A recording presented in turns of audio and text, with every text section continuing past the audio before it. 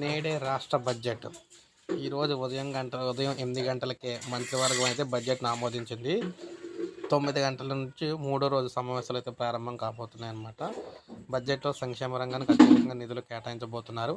గత 4 బడ్జెట్లతో పోలిస్తే ఈ రంగానికి మరిన్ని నిధులను కేటాయించేందుకు ముఖ్యమంత్రి వైఎస్ జగన్మోహన్ రెడ్డి ఆయా శాఖలకు బడ్జెట్లో నిధులు అనేది కేటాయించబోతున్నారన్నమాట. సీఎం జగన్ అధ్యక్షతన ఈ రోజు జరిగే మంత్రివర్గ సమావేశంలో బడ్జెట్పై చర్చించి ఆమోదం తెలపడంతో పాటు కొత్తగా పేద ప్రజలకు అందించబోయే వివిధ కార్యక్రమాలకు సంబంధించిన అంశాలపై కూడా చర్చించి ఆమోదించబోతున్నారు.